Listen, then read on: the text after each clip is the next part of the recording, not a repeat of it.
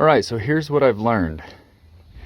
If you still have the old linkage from your 660, a 661 chain brake lever does work on an MS 660. It's a little bit tight in width here, but it fits, and it does perform, and it passes under a drop test.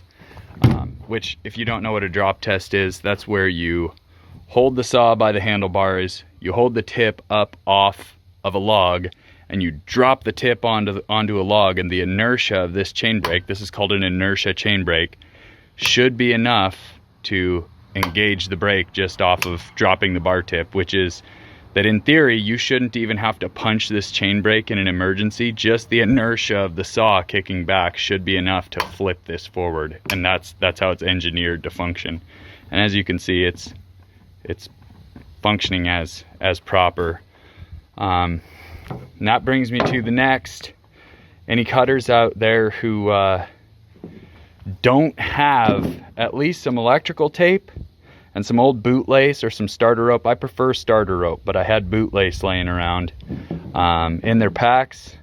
It can get you through a really hard week. This saw was 1,000 feet down in the bottom of a unit, and this, although not satisfactory, this would not satisfy the safety man if you work for someone who requires you to follow all of the rules. But if you're working for yourself, working on your own, boy howdy, a little piece of bootlace can save you. I had that bootlace tied between my chain brake here and the bars, and in a kickback situation a couple times, cutting bound up brush, vine maple and rhododendron, it was able to stop me from punching through. So that can save you. Last things last, where these saws wear out, I always develop a stress crack right here on pretty near any saw if I use it long enough. This is actually a handlebar that was given to me by my old boss, because these saws, they were new in the box with the little half wrap bars on them, and he had this old one laying around. And this stuff, it used to be called Flex Fix, and then it was called Flex Weld. Or no, it was called Flex Fix, then it was called Fiber Fix, and then JB Weld bottom. Now it's called Fiber Weld.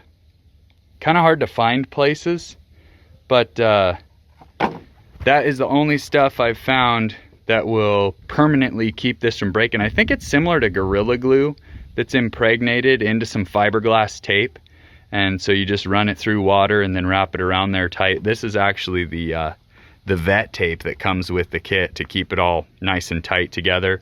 So I take and fold and wad it up inside of this groove a little bit. I fold and wad it up in there and then wrap it around.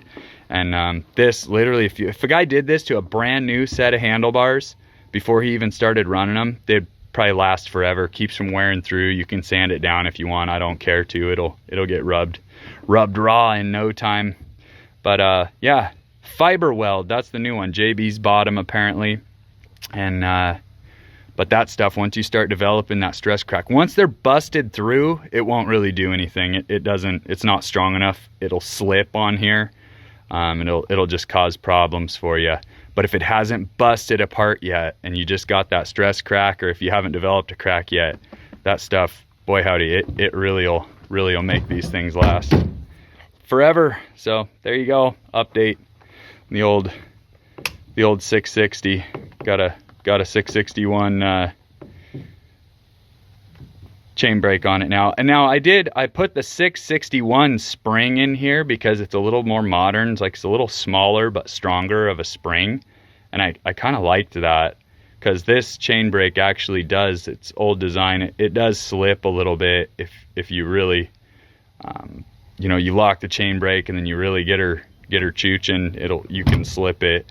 But with that 661 spring, it's really tight. Like you can't hook a tooth and slip it or anything like that. So pretty good. 661 bar stud seems to fit and work. That was why this saw got brought home I was gonna wait until I got up to the road to fix the chain brake, but I